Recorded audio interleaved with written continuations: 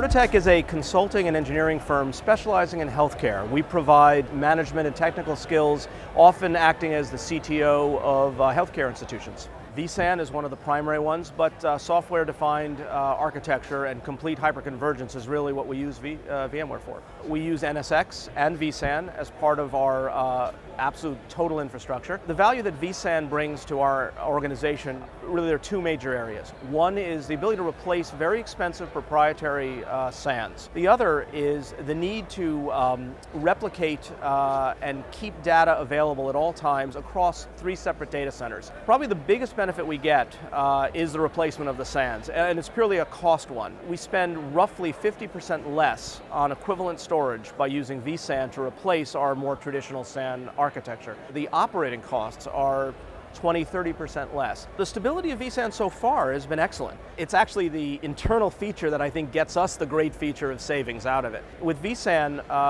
I simply add disk drives and hosts to my infrastructure at any of the facilities I have. The net result is an increase of both storage and processing.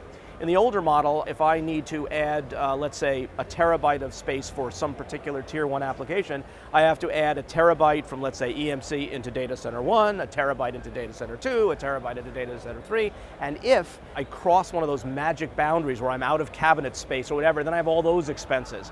None of that is true with vSAN. If I need more space, I buy a simple chassis, throw it in there, continue to add the drives. Technical support on vSAN has been excellent also. The implementation of vSAN, along with the implementation of all hyperconvergence technology, is tricky. Although we benefit greatly for it now, there were a lot of issues that we simply had to work through.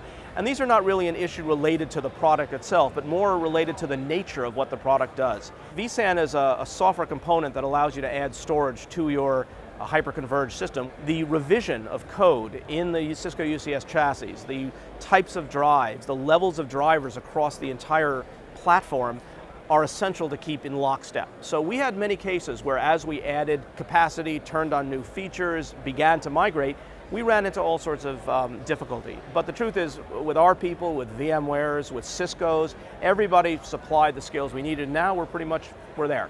I would put them at a high 9. I don't think anyone gets a 10 on principle. Anybody that's looking to do hyperconvergence, I think, needs to understand a few basic principles. And all of these apply to vSAN as it applies to any of the elements of hyperconvergence. This is a long project. It's not something that's going to happen all at once. And the value is after completion, the sum total of the parts. There are features that I would love to see added to vSAN, and I think they're being worked on.